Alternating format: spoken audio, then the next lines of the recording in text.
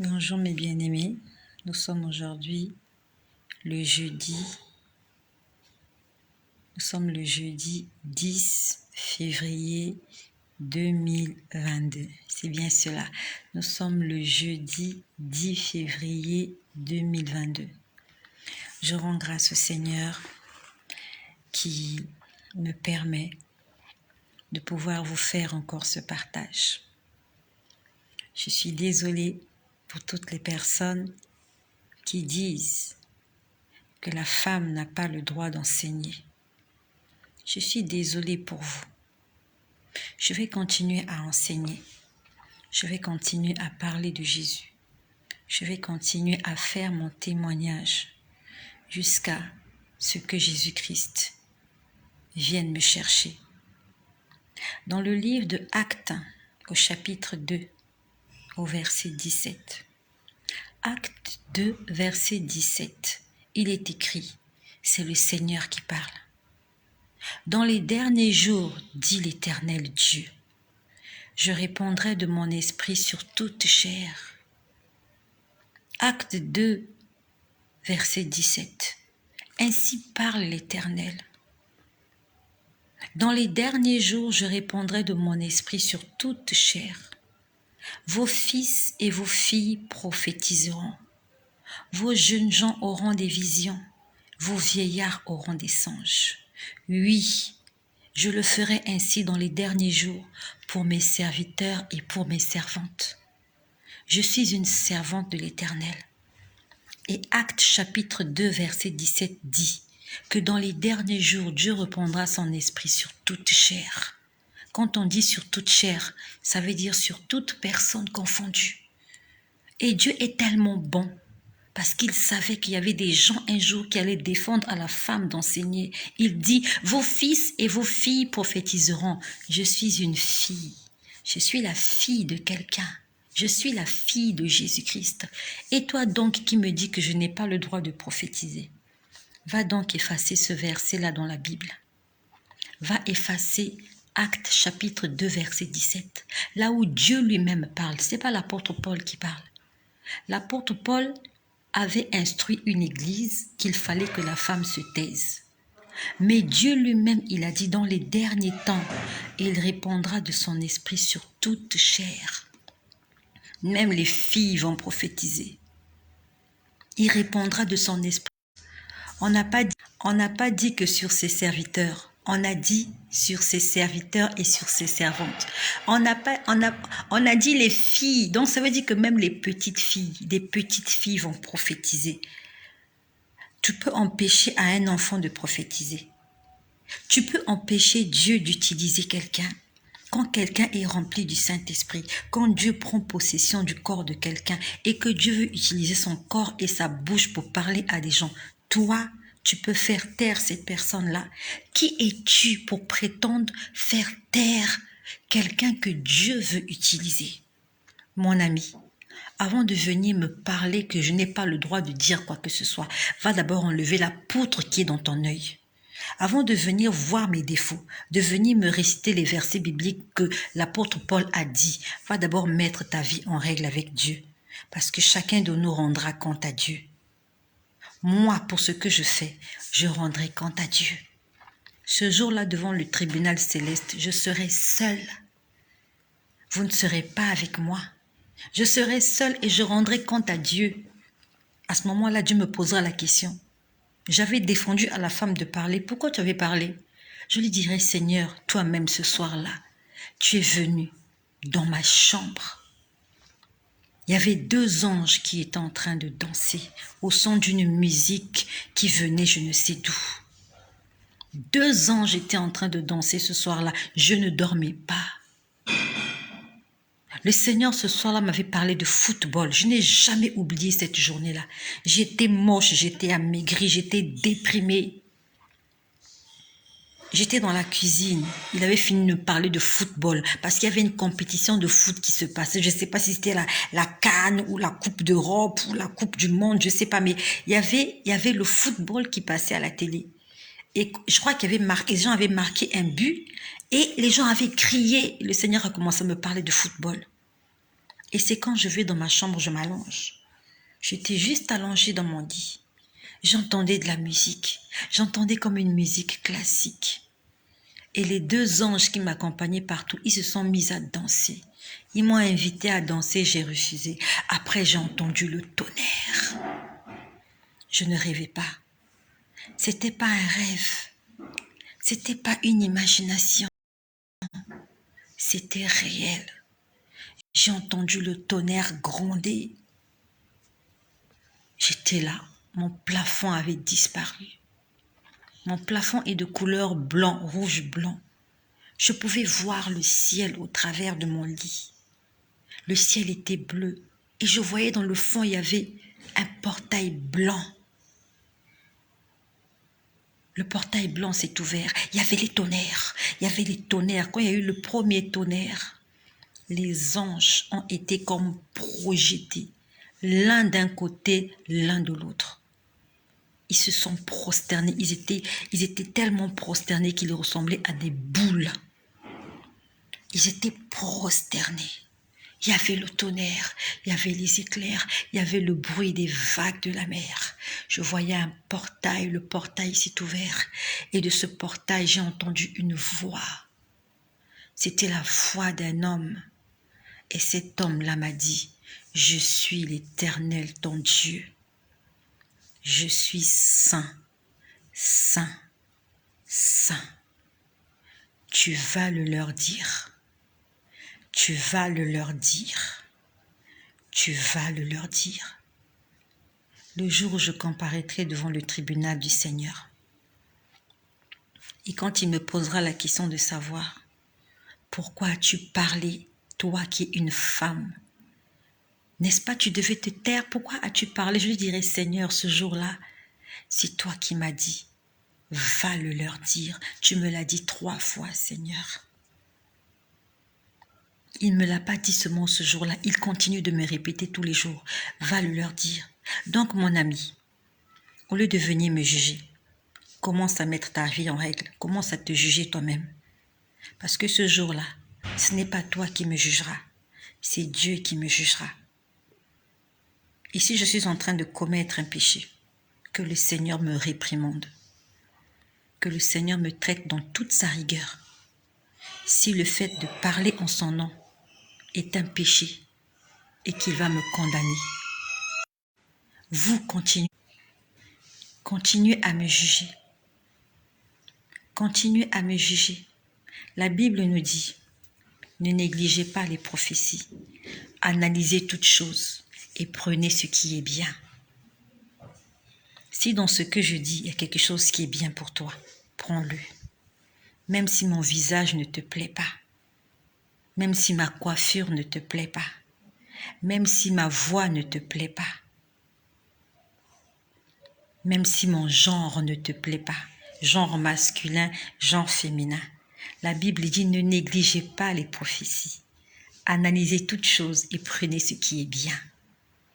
Donc dans ce que je dis, tu analyses et tu prends ce qui est bien pour toi. Si tu n'as pas envie d'écouter, tu peux circuler. Il y a beaucoup de prophètes là, sur les réseaux sociaux. Il y a beaucoup de pasteurs, il y a des évangélistes, il y a des bishops. Va écouter leurs messages et laisse les femmes, les servantes du Seigneur, servir le Seigneur en esprit et en vérité. Je continuerai de parler. Je sais en qui j'ai cru. Je connais cette personne-là qui est venue me parler ce soir-là. Et c'est à lui que j'obéis. Galates chapitre 1, verset 10. Je ne suis pas là pour plaire aux hommes. Les hommes n'aiment pas ce que je fais. Les hommes n'aiment pas ce que je dis. Ils ont voulu m'empoisonner l'année dernière. Ils ont voulu porter atteinte à ma quiétude, à ma paix. Et la semaine dernière, ils ont programmé mon lever. Ils veulent me kidnapper. Pourquoi ils veulent me kidnapper? Pourquoi ils veulent me kidnapper? C'est parce que je dérange le monde des ténèbres. Je dérange le monde des ténèbres et je continuerai de parler. Continuez à dire ce que Paul a dit. Moi, je vais vous dire ce que Jésus a dit. Dans les derniers jours, je répondrai de mon esprit sur toute chair. Et si moi, aujourd'hui, une femme, Le Seigneur me donne le droit de parler. C'est parce que nous sommes dans les derniers temps. Là où des fils et des filles prophétiseront, des jeunes gens auront des visions et des vieillards auront des songes. C'est ça qui prouve que nous sommes dans les derniers temps. C'est parce que les femmes aujourd'hui peuvent prendre la parole. Pas pour déclarer l'émancipation de la femme, non, mais pour prêcher l'évangile de Jésus. Nous sommes dans les derniers temps. Nous sommes là pour parler au nom de Jésus-Christ, parce que l'évangile doit être répandu sur toute la surface de la terre avant que la fin n'arrive. Dans Matthieu au chapitre 28, au verset 19, Jésus-Christ a dit « Allez et faire de toutes les nations des disciples ». Dans « aller » là, il y a seulement garçon dedans. Quand on dit « aller », on parle à qui? Aux garçons? Aux filles? Je vous pose la question. Quand on dit « aller », on a dit « aller » à qui? Le Seigneur s'adressait à qui? Je continuerai de parler. Le Dieu en qui j'écris, il me défendra. Et s'il y a des comptes à rendre à quelqu'un, ça ne sera pas à toi que je rendrai des comptes. Je rendrai des comptes à Dieu, celui-là qui m'a donné la mission de parler. Hier soir, je suis montée au lit très tard. Je crois qu'il était plus de 1h du matin. Quand je suis montée au lit, j'ai lu ma Bible et il y a une envie qui est montée dans mon cœur de prier pour les enfants, de prier pour les petits-enfants. J'ai commencé à prier pour les petits-enfants, les nourrissants. Quand j'étais en train de prier pour les nourrissants, le Seigneur a ouvert mes yeux. J'ai vu un esprit entrer chez moi. J'ai vu un esprit entrer chez moi. C'était un homme. Moi, j'étais dans la chambre, mais je pouvais voir ce qui se passait au salon. Pendant que je priais pour les enfants, j'ai vu un esprit masculin entrer chez moi. Il avait porté une chemise avec un pantalon. Il était nu-pied. Il était comme un fou. Il était grand de taille parce qu'il était assis sur mon fauteuil. Je pouvais voir qu'il était grand de taille. Un esprit très grand de taille assis sur mon fauteuil. Il était comme un fou. Vous voyez, quand vous rencontrez un fou dans la rue, il n'était pas très soigneux. Il était assis sur mon fauteuil, il me regardait, il était énervé. Il était rempli de colère, il était rempli de fureur. Je me suis dit, mais qu'est-ce qu'il a celui-là? Il vient chez moi, il s'assoit sur mes fauteuils et il était en colère. Vous voyez quand quelqu'un a la rage contre vous, à la limite, il souhaite juste votre mort. Et c'est le regard qu'il avait. Un regard de haine, un regard de colère. En fait, il veut juste vous tuer. Le diable est contre nos enfants. Le diable ne veut pas qu'on prie pour les enfants. J'étais en train de prier pour les petits-enfants. Je priais pour ceux qui sont encore à la mamelle. Je priais pour qu'ils soient en bonne santé, que le Seigneur veille sur les enfants, que le Seigneur guérisse les enfants qui sont à l'hôpital, que le Seigneur aide les mamans qui sont en état de gestation de mettre au monde de façon normale, naturelle, sans complications. J'étais en train de prier pour les enfants et j'ai vu cet esprit en colère assis dans mon salon. Je vous laisse imaginer tous les risques que je prends de prêcher l'évangile. Je prends des risques. Parce que tout ce que je suis en train de faire, le diable n'aime pas ça. L'ennemi n'aime pas ça. C'est pour ça qu'il va passer par tous les moyens.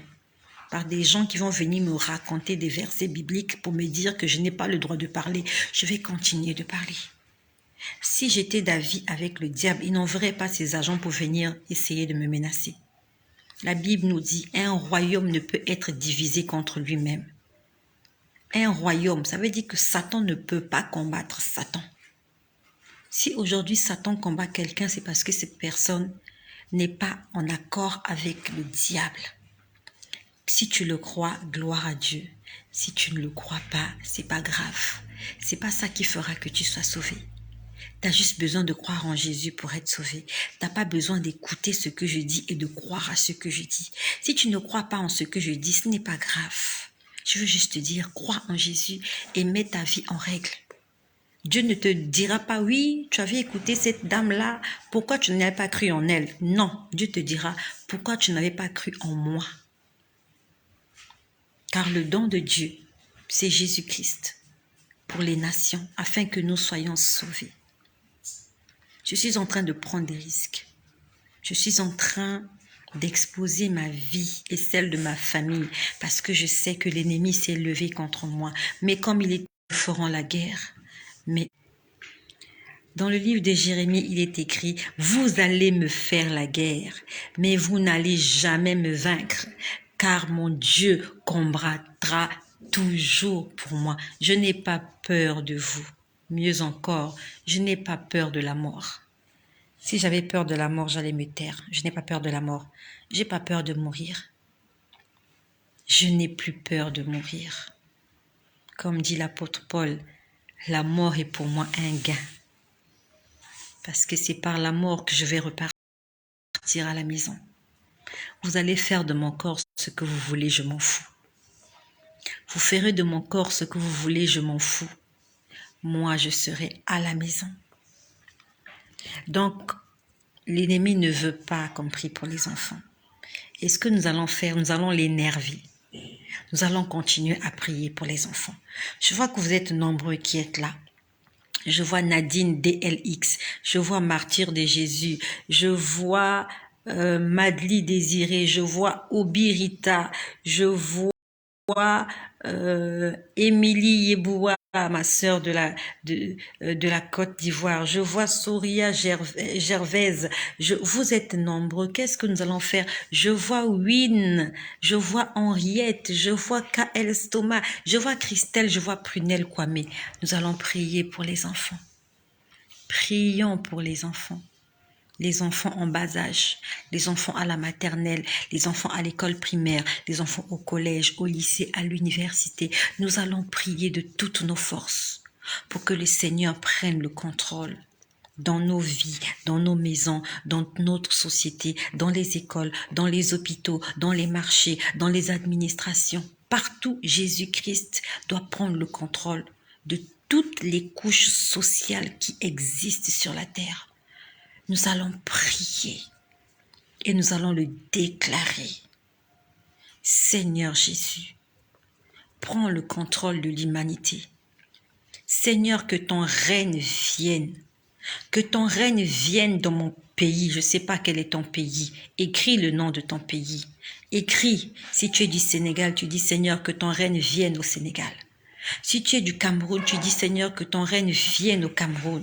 Si tu es du Gabon, tu dis que ton règne vienne au Gabon. Si tu es du Congo, tu dis que ton règne vienne sur tous les Congolais. Si tu es de la France, tu dis que ton règne vienne et descende en France. Si tu es du Canada, tu dis Seigneur que ton règne descende au Canada, la Guadeloupe, l'île Maurice, la Guyane. Partout où vous êtes, que le Seigneur se manifeste puissamment. Parce que le diable veut détruire. Jean 10, 10. Ils veulent détruire. Que le Seigneur descende sur la Côte d'Ivoire. Que le Seigneur descende au Ghana. Que le Seigneur descende partout. Que le Seigneur descende aux USA. Qui descende au Japon. Que le Seigneur descende dans tous les pays du monde entier. Que les pays du monde entier reconnaissent la majesté et la seigneurie de Jésus-Christ. Que des hommes, des femmes, des enfants donnent leur vie à Jésus-Christ. Car nous avons tous été créés par lui et pour lui. Nous avons été créés pour être au service de Dieu. Pas pour être des instruments dans la main du diable, des satans, des magiciens, des sorciers, des méchants. Non, nous sommes des créatures du Très-Haut. J'ai vu leur colère. Je ne sais pas qui est cet homme. Est-ce qu'il s'est déguisé? Je l'ai vu très en colère contre moi. Et je veux encore l'énerver ce soir. Je déclare au nom de Jésus que tous les enfants, quel que soit leur âge, leur couleur, leur classe sociale. Tous les enfants du monde entier sont sous la protection de Jésus-Christ. J'invoque le sang de Jésus sur tous les enfants du monde entier, de la mamelle jusqu'à l'université. Tous les enfants du monde entier sont sous le contrôle de Jésus. Nous lions l'esprit de maladie. Nous lions les infirmités. Nous lions la mort. Nous lions les pertes de mémoire. Nous lions l'esprit de sorcellerie contre nos enfants. Nous détruisons tous les plans du diable, tous les plans de Satan, tous les plans des démons, tous les plans des sorciers, des occultistes. Nous détruisons cela dans la vie de tous les enfants du monde entier, au Brésil, au Guatemala, dans les profondeurs, dans l'île, là-bas, tout au fond, jusqu'aux extrémités de la terre. Jésus-Christ prend le contrôle de toutes choses. Le feu de Dieu détruit, je renverse, j'écrase, je brise, je calcine, je démolis, je sème la pagaille dans le camp de l'ennemi, je sème le désordre dans le camp de l'ennemi, j'envoie le feu dans la mer, dans les rivières, dans les lacs, dans les forêts, sur les montagnes, partout où il y a des esprits impurs, dans les hauteurs. J'envoie le feu et je bloque les activités du monde des ténèbres. Que cela soit ainsi. Comme Élie qui avait décrété des années de sécheresse, je décrète une sécheresse prolongée dans le camp de l'ennemi. Ils nous chercheront, ils ne nous verront pas. Et même s'ils nous touchent, ils ne nous feront aucun mal. Car nous sommes sous la protection du Très-Haut.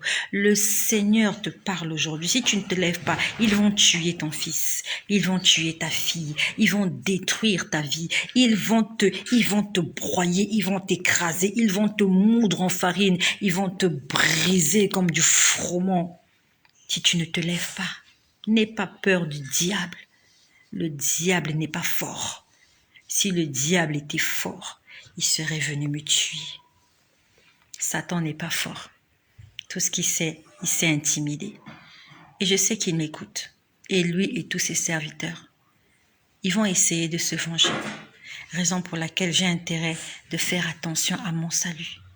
Ils vont tout faire pour que je tombe, pour que je pêche. Ils vont tout faire pour que je leur donne accès. Je vais faire des efforts. C'est pas facile. C'est pas facile, mais je vais faire des efforts parce que je sais que ma vie en dépend. Si aujourd'hui je me mets dans la compromission, le diable prendra le dessus sur moi. Il aura eu raison de moi si je fais des bêtises. C'est pour ça que toi qui as pris la décision de combattre Satan, tu dois t'accrocher à Jésus. Tu dois rester fermement attaché à Jésus. Parce qu'à partir du moment où tu combats le diable, il devient ton ennemi. Il fera tout pour te faire taire. Raison pour laquelle, comme il est écrit dans le psaume 91, nous allons demeurer sous l'abri du Très-Haut. Nous allons reposer à l'homme du Tout-Puissant. Ils veulent me tuer, ils veulent me taire. Ils veulent que je me taise parce que je les dérange. On ne jette des pierres que sur un arbre qui a des fruits. Et ils me jettent des pierres parce que ce que je fais produit du fruit. Par tes repentances, par ta décision d'avoir changé, le Seigneur est dans la joie et le diable est content. Continue à faire la joie de ton Créateur. N'abandonne pas, n'arrête pas. Moi, je vais continuer de prier. Je vais continuer de parler. Je ne vais pas m'arrêter. Je suis en train de lutter pour une juste cause. Je ne lutte pas pour la démocratie. Je ne lutte pas pour les libertés d'expression. Je ne lutte pas pour tout ce que vous connaissez. Je suis en train de lutter pour que l'évangile soit prêché dans le monde entier. Que des hommes et des femmes acceptent Jésus-Christ dans leur vie et que des vies soient sauvées. Telle est ma mission. Même s'il faut que j'en paye le prix de ma vie. Cette vie ne m'appartient pas. Cette vie appartient à Jésus. C'est lui qui fait battre mon cœur. Mon cœur n'a pas de pile. Je n'ai pas de chargeur. Je n'utilise pas le carburant. Mon corps n'a pas besoin de carburant. C'est Jésus-Christ mon carburant. Et tant qu'il va alimenter mon réservoir, je vais fonctionner. Je vais foncer à 100 à l'heure. Je vais foncer jusqu'à mon dernier souffle. Voilà, ça c'était pour dissuader ou pour répondre à tous ceux-là qui me disent que j'ai pas le droit de prier. J'ai pas le droit de prêcher. J'ai pas le droit d'enseigner. Je vais vous dire que j'en ai le droit. Dieu m'a donné le droit de le faire. Et je vais continuer de le faire. Alors, cet après-midi, j'étais en train de lire le livre de Genèse. Je suis toujours dans Genèse. J'étais en train de lire l'histoire des enfants d'Israël, donc de Jacob. Ils sont allés en Égypte. Il y avait Siméon qui était resté en prison. Pourquoi je te fais tous ces partages? C'est pour te dire que dans chaque histoire de la Bible, Dieu veut nous enseigner. Ne sois pas pressé de lire la Bible comme un roman vite fait. Non, tu ne fais pas. Lis la Bible. Lis la Bible pour ton édification personnelle. Lis la Bible pour ta grandeur spirituelle. Ne lis pas la Bible parce que tu es en compétition avec quelqu'un. Depuis l'année dernière, je crois depuis novembre ou décembre, je suis en train de lire Genèse step by step, petit à petit. Et pourquoi je te fais ce partage? C'est parce que le Seigneur m'a enseigné. Comme il est écrit sur le titre, il veut que nous puissions faire des sacrifices. C'est Dieu qui veut qu'on fasse des sacrifices. Donc j'étais en train de lire l'histoire. Les frères de Joseph sont repartis en Égypte. Il y avait toujours la famine. Et lorsqu'ils sont repartis, ils vont vers Joseph. Et lorsqu'ils vont vers Joseph, Joseph fait signe à des gens de les amener chez lui à la maison. Et on lit que quand ils étaient en route pour sa maison, ils avaient peur, ils avaient angoissé parce qu'en fait, ils croyaient que Joseph allait leur faire du mal. Et dès qu'ils se retrouvent en face de l'intendant de Joseph, ils commencent à se justifier. Voilà, nous sommes venus. La dernière fois, on était là, on a vu de l'argent dans nos sacs. Vraiment, ils ont essayé de se justifier. Puis l'intendant leur a dit, ne craignez rien, tout va bien. Donc j'étais en train de lire ce passage de Genèse là. Nous allons le lire ensemble. C'est dans Genèse 43. Voilà. Donc, j'étais dans Genèse 43. Les frères de Joseph sont en face de l'intendant. Nous sommes dans Genèse 43 au verset 24. Pourquoi je te fais ce partage? Parce que le Seigneur m'a enseigné toute cet après-midi. Ça a résonné dans mes oreilles. Ça a résonné dans mes oreilles. Et je suis venue te le répéter parce que ça a tellement résonné dans mes oreilles. Dans Genèse au chapitre 43 à partir du verset 24, je fais la lecture. Cet homme les fit entrer. Donc ce sont les frères de Joseph qui sont en face de l'intendant de la maison de Joseph. Cet homme les fit entrer dans la maison de Joseph et leur donna de l'eau et ils se lavèrent les pieds. Il donna aussi du fourrage à leurs ânes. Verset 25. Ils préparèrent leur présent. Donc là, ce sont les frères de Joseph qui préparent leur présent. Parce que lorsqu'ils ont quitté Canaan, leur père leur a demandé de prendre de la myrrhe, du miel, beaucoup de richesses qu'ils devaient aller présenter au Seigneur de l'Égypte afin d'essayer d'amadouer son cœur. Donc on dit, ils préparèrent leur présent en attendant que Joseph vienne à midi. Donc ça veut dire que ça s'est passé le matin. Or, car on les avait informés qu'ils mangeraient chez lui. Nous sommes au verset 26. Quand Joseph fut arrivé à la maison, ils lui offrirent le présent qu'ils avaient apporté et ils se prosternèrent en terre devant lui. Donc nous allons récapituler. Les frères de Joseph sont en face de l'intendant de la maison de Joseph. L'intendant de la maison de Joseph les fait entrer dans la maison. Dès qu'il les fait entrer dans la maison, il leur donne de l'eau pour se laver les pieds. Et après qu'ils se soient lavé les pieds, on dit au verset 25, ils préparèrent leurs présents.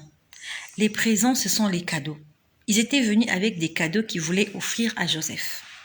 Question de l'amadouie. Donc, ils ont commencé à préparer les cadeaux qu'ils avaient amenés. Et on dit que lorsque Joseph est venu, Joseph les a reçus. Donc, quand j'ai lu ce passage, j'ai fermé ma Bible et je me suis mise à prier. Le Seigneur a commencé à m'enseigner. Il a commencé à m'enseigner. Il a dit, cette histoire que tu viens de lire, c'est ce que je veux que vous puissiez faire. Il a commencé à me dire, donnez-moi des offrandes, donnez-moi des offrandes, donnez-moi des offrandes. Au départ, je ne comprenais pas. J'ai dit, Seigneur, mais quand on va à l'église, on met l'argent dans les paniers, c'est vrai, les offrandes. Mais le Seigneur me disait, c'était très audible. Il me disait, vous devez me donner des offrandes. J'aime les offrandes, j'aime les offrandes, j'aime les offrandes. Honnêtement, je ne comprenais pas. Je ne comprenais pas ce qu'il voulait me dire, j'aime les offrandes. Moi, je me suis dit, bon, le Seigneur veut que quand on va à l'église, on lui présente des offrandes. Les offrandes, c'est comme de l'argent. Après, le Seigneur me dit non. Il me dit, relis l'histoire. À ce moment-là, en fait, on va dire que j'étais là juste, en fait, c'était ma pause déjeuner. J'étais en train de me reposer, mais tout en méditant, tout en priant. Donc, le Seigneur est en train de m'expliquer, il me dit, dans tout le monde entier, il y avait la famine. Donc, les gens étaient en train de mourir. Les gens avaient besoin de nourriture. Ils voulaient vivre. Et le seul endroit où on pouvait trouver de la nourriture, c'était en Égypte. Pourquoi on pouvait trouver de la nourriture en Égypte? C'est parce qu'en Égypte, il y avait un homme qui était rempli de la présence et de la sagesse du Saint-Esprit. Cet homme-là avait eu la révélation qu'il fallait faire des économies, qu'il fallait mettre de la nourriture à part parce qu'il allait avoir 7 ans de sécheresse. Cet homme était rempli de l'Esprit de Dieu. Et voilà comment tous les hommes du monde entier se dirigent vers l'Égypte parce qu'ils ont besoin de vivre. Ils ont envie de vivre. Même les enfants d'Israël qui avaient la promesse étaient obligés d'aller chercher à manger vers cet homme qui était rempli du Saint-Esprit. Et qu'est-ce qui se passe? Lorsque ces hommes-là qui ont vendu Joseph avaient faim, ils se sont dirigés vers l'homme qu'ils avaient vendu, sans savoir que c'est lui qui avait la solution à tous leurs problèmes. Quand ils étaient en train de vendre ce petit garçon de 17 ans, ils ne savaient pas que 20 ans plus tard, c'est ce jeune garçon qui allait devenir un homme adulte et qui allait leur permettre de vivre. C'est lui qui avait le garant de leur vie. Donc le Seigneur me dit, tout le monde se dirigeait en Égypte, parce qu'en Égypte, il y avait la vie. Pourquoi il y avait la vie? Parce qu'il y avait un homme à la tête de l'Égypte qui était rempli de l'esprit de vie. Et qu'est-ce qui se passe? Lorsque ces gens-là qui l'ont vendu arrivent dans sa maison, la première des choses, on dit, on leur a donné de l'eau pour se laver les pieds. Ils se sont lavés les pieds. Puis après, au verset 25, on dit, ils ont commencé à préparer les cadeaux. Ici, on parle de présent. Un présent, c'est un cadeau. Ils ont commencé à préparer les cadeaux qu'ils avaient amenés pour Joseph. Et on dit que quand Joseph est venu vers eux à midi, ils se sont prosternés. Le Seigneur m'a dit, c'est l'attitude que vous devez avoir. Tu es un enfant de Dieu, tu es un enfant d'Israël. Tu es un descendant d'Abraham, d'Isaac, de Jacob de façon spirituelle. Tu as cru au Dieu de Abraham. Tu es à Canaan, oui, mais peut-être qu'il y a la famine. Et avant qu'il y ait la famine à Canaan, comme les frères de Joseph, tu as peut-être vendu celui-là qui était le garant de ton avenir. Tu l'as vendu aux enchères. La Bible nous dit que les frères de Joseph ont vendu Joseph pour 20 pièces d'argent. Dans le Nouveau Testament, on dit que Judas a vendu Jésus pour 30 pièces d'argent. Et à plusieurs, nous avons vendu Jésus pour une raison ou pour une autre. Tu as renié Jésus. Tu t'es débarrassé de lui parce que tu avais besoin d'argent. Tu n'as pas accepté le Christ. Tu n'as pas voulu reconnaître que tu es un enfant de Dieu. Tu as accepté la compromission. C'est une façon de vendre Jésus. Tu as échangé Jésus contre de l'argent. Tu as échangé Jésus contre un téléphone portable. Tu as échangé ton salut contre une maison louée. Tu as échangé Jésus pour une raison ou pour une autre. Voilà comment tu es éloigné de Jésus. Tu as éloigné Jésus de toi parce que tu avais besoin d'argent. Jésus te dérangeait. Parce que Jésus a des règles, Jésus a des préceptes. Tu l'as vendu comme Judas, tu l'as vendu.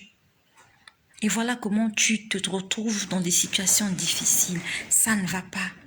Les 30 pièces d'argent que tu as reçues, comme Judas, ou peut-être tout ce que tu as reçu en échange de ton âme ne t'a apporté que des problèmes.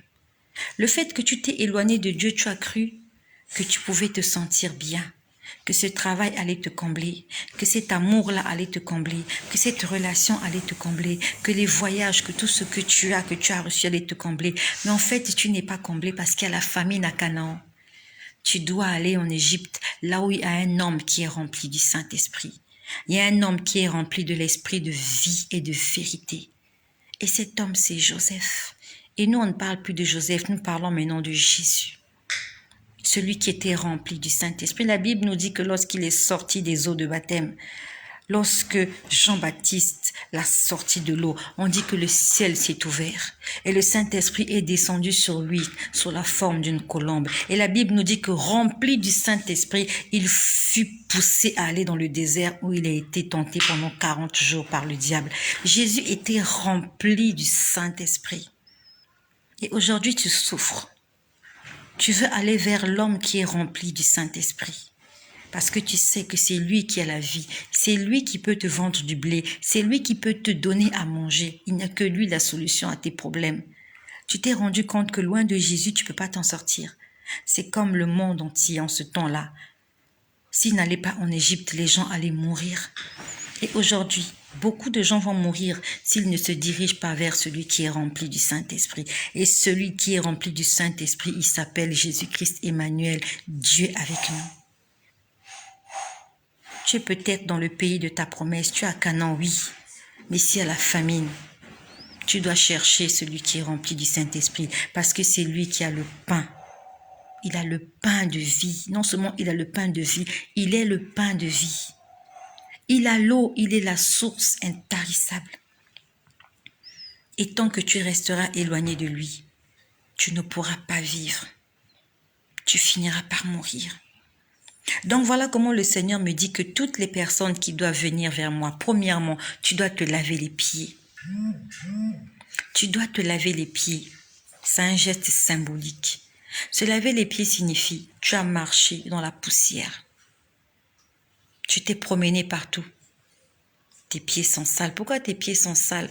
Parce que tu as pris de mauvaises routes. Tu as emprunté des mauvais chemins. Tu as traversé le désert, là où c'est sec, là où c'est aride. Tu es entré dans la boue. Dans la boue, c'est synonyme du péché.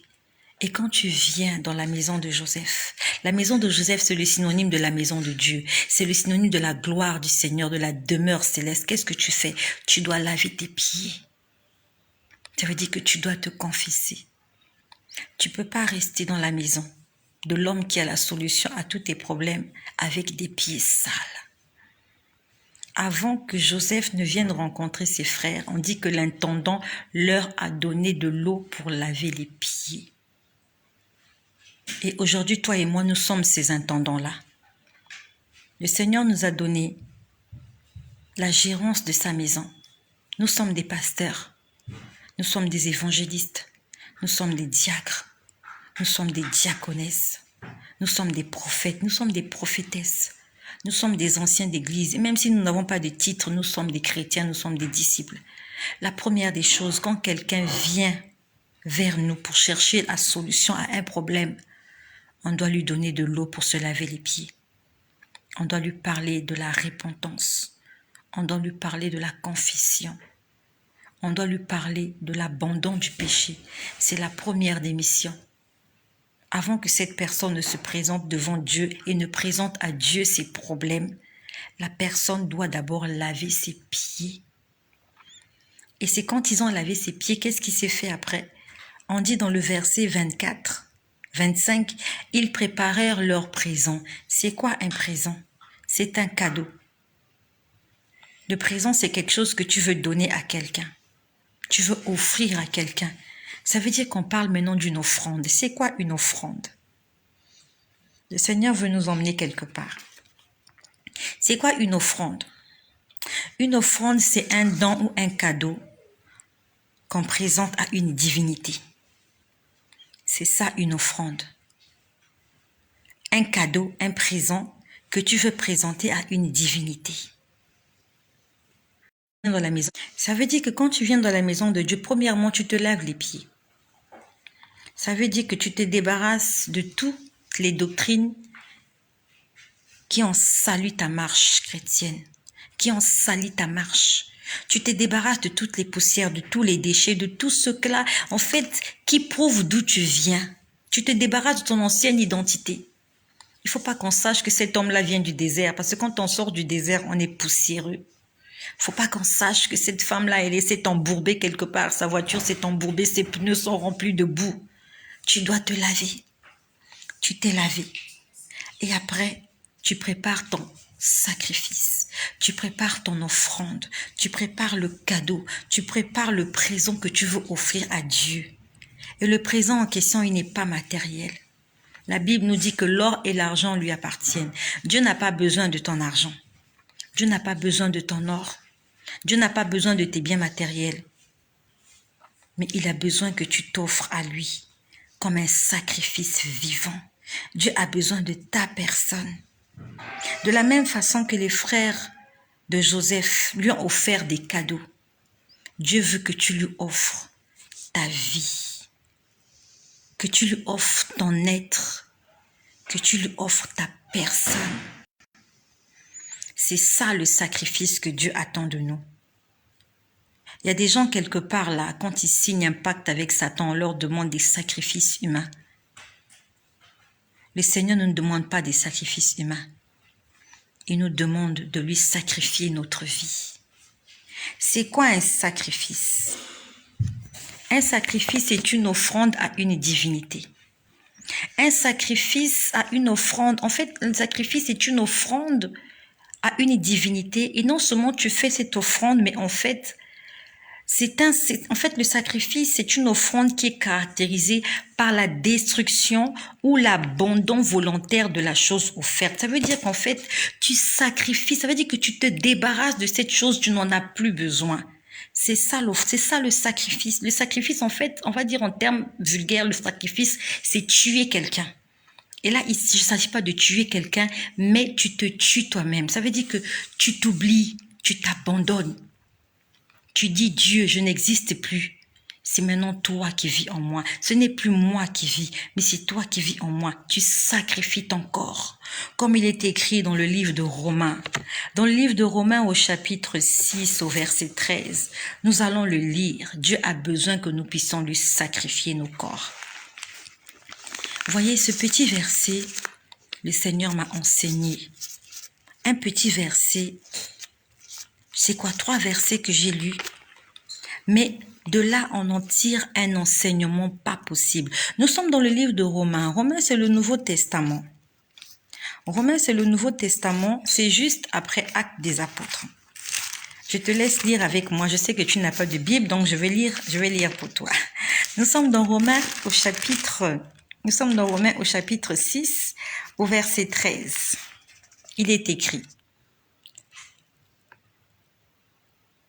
Non, nous sommes dans Romains au chapitre 6, oui, c'est bien ça. Romains chapitre 6, verset 13. Il est écrit, « Ne livrez pas vos membres au péché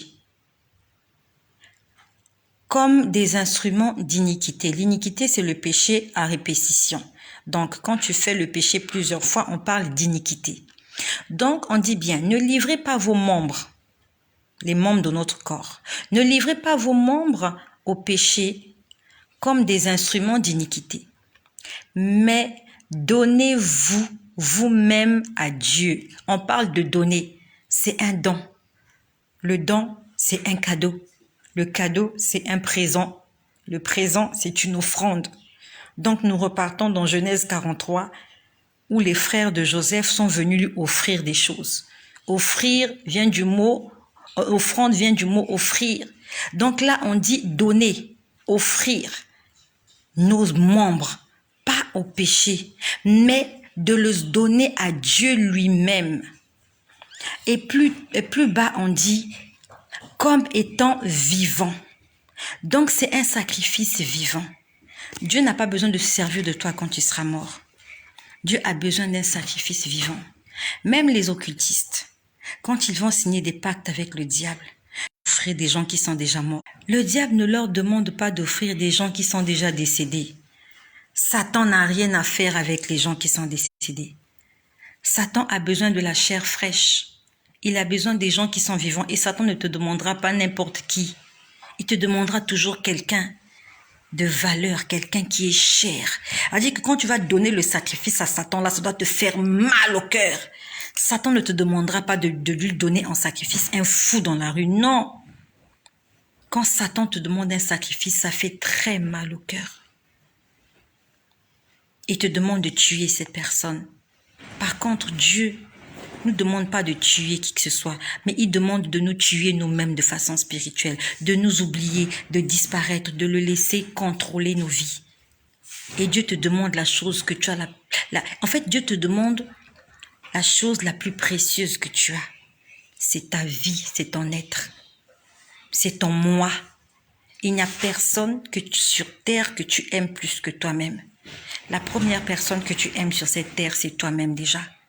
Parce que regarde comment tu prends soin de toi. Et Dieu, justement, il te demande ce sacrifice-là que tu aimes de tout ton cœur. Il te dit, donne-toi à moi comme un sacrifice vivant. Ça veut dire que si tu es mort, Dieu ne peut pas dealer avec les morts. Dieu n'est pas le Dieu des morts. Donc, c'est pas la peine d'imaginer que c'est quand tu seras décédé que tu vas commencer à servir Dieu. Non, on sert Dieu pendant qu'on est encore vivant sur cette terre. Quand tu es mort, c'est fini, ta mission est terminée. Dieu ne peut rien te demander si ce n'est que de te récompenser de tes bonnes ou de tes mauvaises œuvres. Nous sommes toujours dans le livre de Romains au chapitre 12 au verset 11. Romains 12, verset 1. Romains 12. Romains 12, verset 1. Qu'est-ce qu'il est écrit? Romains 12, verset 1, il est écrit. Je vous exhorte. Donc, frères. Là, on parle de frères. Donc, comme là, on parle de frères, ça veut dire que ça ne concerne pas les sœurs. Je suis en train d'appeler les gens là qui aiment commenter les versets bibliques. Que non, on a dit frères, comme on a dit frères, ce n'est que les frères. Donc là, comme on a dit frères, ça ne concerne que les frères. Non, ça concerne tous les êtres humains. Hommes ou femmes confondus. Donc nous sommes dans Romains au chapitre 12 au verset 1. Je vous exhorte donc, frères, par les compassions de Dieu, à offrir vos corps comme un sacrifice vivant, saint, agréable à Dieu, ce qui sera de votre part un culte raisonnable. Dieu veut que nous puissions lui donner nos vies, nos cœurs. Tu veux rencontrer Dieu, tu veux parler avec Dieu, tu veux vivre à côté de lui, tu veux demeurer chez lui. Premièrement, tu te laves les pieds, comme les frères de Joseph. Quand tu arrives à la maison de Joseph, tu te laves d'abord les pieds. Tu te débarrasses de toutes les impuretés. Deuxièmement, tu lui fais un sacrifice, tu lui fais un don, un cadeau, un présent, quelque chose de valeur comparé à son titre. C'est un pharaon. On n'offre pas à un pharaon une boîte de chocolat. On lui offre de l'or. On lui offre de l'argent. On lui offre des pierres précieuses. On lui offre des diamants. Tu ne peux pas offrir au pharaon des arachides, des cacahuètes. Tu vas aller voir le président de la République avec de la glace, avec un sac de riz. Non. Lorsqu'on lit l'histoire de Salomon, On dit que Salomon a reçu des rois, des dirigeants chez lui et il lui a apporté des choses précieuses. Lorsqu'on lit la reine de Saba, quand elle est venue voir Salomon, elle lui a apporté des présents, des richesses, c'était de l'or, c'était des choses rares. Toi, tu veux rencontrer Dieu et donner à Dieu des avocats? Dieu t'a dit qu'il mangeait des avocats. Tu veux offrir des pommes à Dieu? Tu veux lui donner des raisins? Non. Dieu veut quelque chose qui a de la valeur, quelque chose qui a du prix et quelque chose que tu aimes. C'est ta vie. Dieu veut que tu lui donnes ta vie. Et comme les frères de Joseph, commence à préparer ta vie. Tu es en train de préparer ce que tu vas offrir à Dieu. Parce qu'à midi, Jésus va venir. Joseph va venir. Tu veux manger à ta table. Tu as été invité à la table de Joseph. De la même façon que toi et moi aussi, on a été invités aux noces de l'agneau. On a été invités à la table du Seigneur. Tu veux manger avec Joseph, comme les frères de Joseph. Ils devaient manger avec lui à midi. Tout était déjà prêt. L'intendant avait tout préparé. Mais il fallait d'abord se laver les pieds. Il fallait préparer les présents. À ce moment-là, quand Joseph est venu, ils ont présenté à Joseph les cadeaux qu'ils avaient apportés et on dit qu'ils se sont prosternés.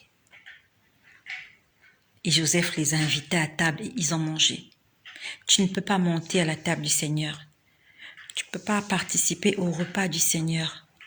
Tu ne peux pas participer aux noces de l'agneau. Tu ne peux pas être invité à la table de Dieu si premièrement tu n'as pas lavé tes pieds. Et si deuxièmement tu n'as pas offert à Dieu ton corps comme un sacrifice vivant, agréable, saint, comme un culte de bonne odeur à l'Éternel. Tu veux aller au ciel sans faire des sacrifices. Tu veux rencontrer le chef de l'État comme ça, mal habillé. Quand on nous parle l'histoire de Joseph, quand le pharaon a demandé qu'il sorte de prison pour qu'il vienne lui expliquer le songe, il a fallu que Joseph se lave, se rase et s'habille de façon décente. Tu veux monter à la table du roi? Tu veux rencontrer le roi avec tes vêtements de prisonnier, avec tes vêtements d'esclave, avec tes vêtements de péché? Tu ne pourras pas rencontrer Dieu. Nous sommes nombreux, nous attendons que Dieu fasse des choses pour nous. Tu as envie de manger des mets de la table du Père. Tu veux manger à la table de Dieu. La Bible nous dit, fais de l'Éternel tes délices et il te donnera ce que ton cœur désire. Tu veux manger cette nourriture-là que tu n'as jamais mangée. Tu veux vivre le miracle que tu n'as jamais vécu. Lave d'abord tes pieds. Se laver les pieds, ça veut dire, tu te confesses. Tu oublies tous les autres chemins. Tout ce que tu as fait de mauvais doit disparaître. Toutes les traces de ta vie passée doivent disparaître. C'est ça, laver les pieds. Et après, qu'est-ce que tu fais? Tu offres tout ce que tu as de précieux à celui-là qui va te donner la vie. Joseph, il avait le blé.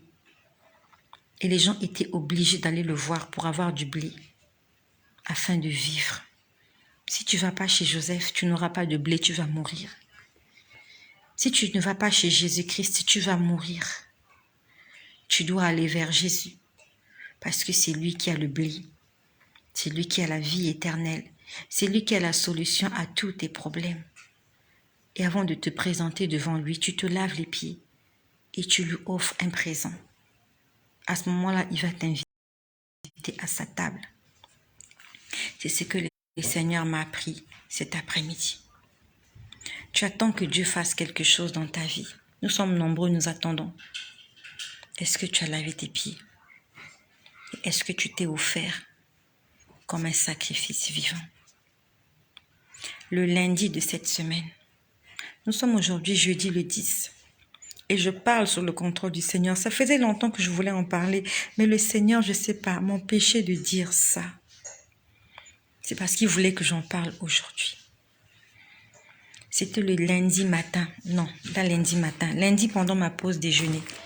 C'est toujours pendant ma pause déjeuner que ça se passe. Pendant ma pause déjeuner, quand je suis en pause, je prends ma Bible, je la lis et je demande au Seigneur de me parler. Et si tu peux en faire un mode de vie, gloire à Dieu. Si tu peux imiter cela, gloire à Dieu. Parce que c'est comme ça que Dieu me parle. Le lundi, j'étais en prière. Et Dieu m'a parlé. J'ai entendu un homme parler. Cet homme-là a dit, ne les bénissez pas seulement, mais avertissez-les aussi. Il me l'a dit une fois. Je crois que c'était une fois. Il a dit une fois. Et après, je me suis dit, mais qu'est-ce qu'il a dit? Qu'est-ce qu'il a dit? Il a dit, ne les bénissez pas seulement, mais avertissez-les aussi. Le Seigneur envoie ce message à tous les disciples qui ont la mission d'aller faire de toutes les nations des disciples. Pasteur, évangéliste, diacre, qui que tu sois. Le Seigneur a dit, ne les bénissez pas seulement. Ça veut dire que ne prêchons pas seulement la bénédiction. Ne prêchons pas seulement la bénédiction. Tu vas te marier, amen. Tu vas voyager, amen. Tu seras guéri, amen.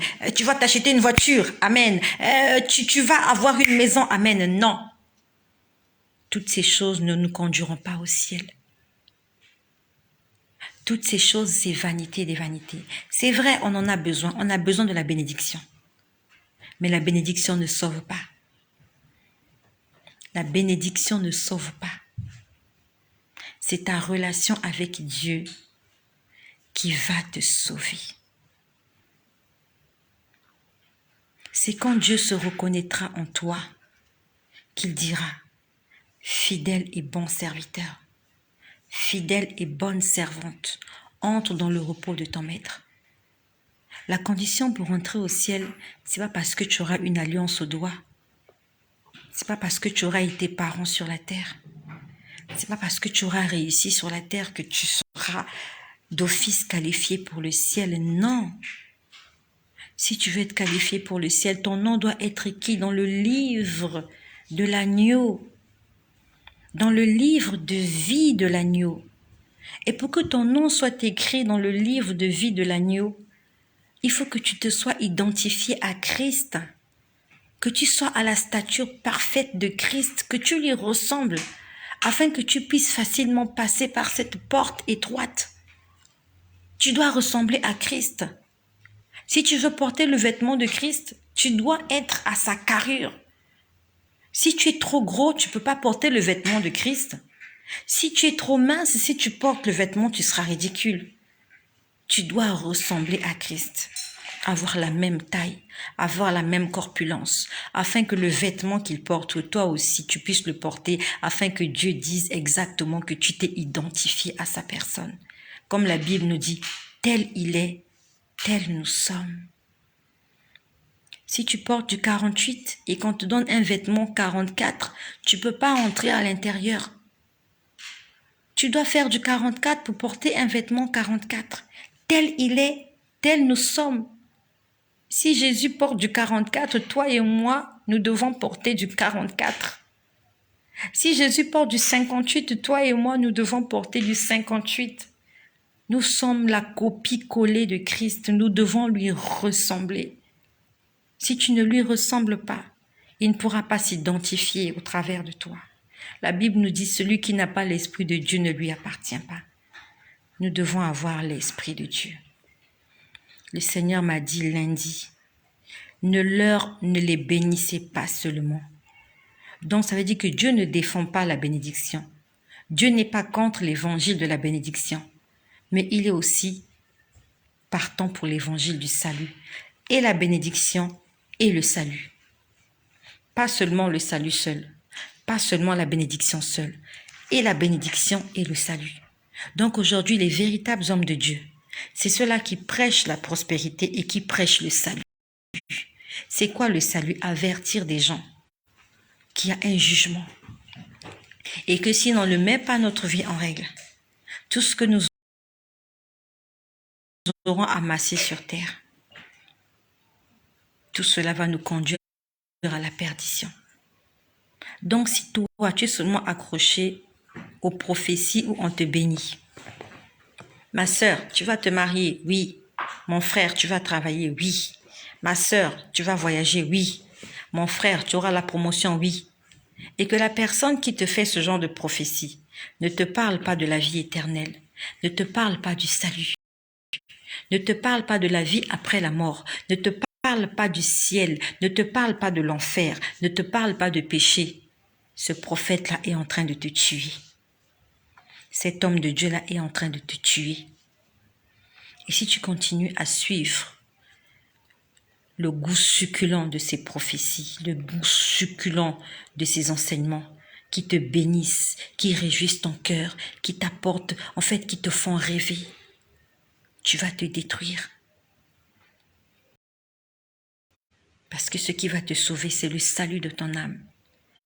Et le salut de ton âme doit être en accord avec les commandements de Dieu. Les commandements.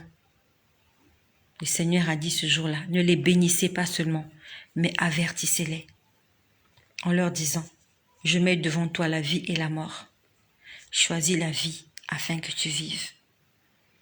Avertissez-les en leur disant, tout ce qu'un homme aura sémé, il le moissonnera. Avertissez-les en leur disant, je suis le chemin, la vérité et la vie. Et nul ne vient au Père s'il ne passe pas par moi. Et je suis venu t'apporter cet évangile de l'avertissement. Si tu ne marches pas dans la vérité, je suis désolée. Comme moi, tu vas tomber dans le séjour des morts, sauf que moi j'en suis sortie. C'est pour ça que je te parle ce soir. C'est parce que Jésus-Christ ne m'a pas laissé dans le séjour des morts, là où j'étais en train de me perdre. Et tu écoutes cet évangile, tu n'aimes pas écouter ça, parce que tu veux te marier, tu veux enfanter, tu veux une maison, tu veux un travail, tu veux une voiture, tu veux voyager. Quelle différence y a-t-il donc entre toi? Il nous dit ce sont les païens. La Bible nous dit dans Matthieu 6, ce sont les païens qui s'inquiètent de ce genre de choses. Que mangerons-nous demain? Que boirons-nous demain? De quand serons-nous vêtus? La Bible nous dit que ce sont les païens qui pensent comme ça. Mais un enfant de Dieu, c'est celui-là qui cherche d'abord le royaume des cieux. Tu cherches d'abord ton salut. Tu cherches d'abord Jésus. Et Jésus te donnera tout ce que ton cœur désire. C'est ma mission, c'est mon évangile, c'est mon enseignement.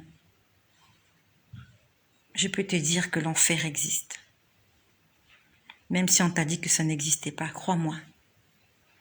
Tu crois vraiment que je n'ai rien à faire que de rester là des heures à te dire que l'enfer existe? Moi aussi, je parlais pas comme ça. Moi, je commettais les péchés que tu commets aujourd'hui. J'allais à l'église, mais je faisais des bêtises. Un soir, je suis tombée dans le séjour des morts. Je me suis retrouvée dans cet endroit obscur. J'étais seule. J'étais toute seule. Tous les hommes qui avaient couché avec moi n'étaient pas là. Tous les gens qui m'avaient poussé à faire des bêtises, ils n'étaient pas là. Tous ceux-là qui m'avaient accompagné en boîte de nuit n'étaient pas là. Tous ceux qui m'ont accompagné faire des IVG n'étaient pas avec moi. Les docteurs qui m'ont fait des curetages, des avortements, ils n'étaient pas là. Les gens avec qui je me suis chamaillée, je me suis battue, ils n'étaient pas là. J'étais seule dans cet endroit. Seule tu seras dans cet endroit. Tu seras là-bas, toute seule. Seule.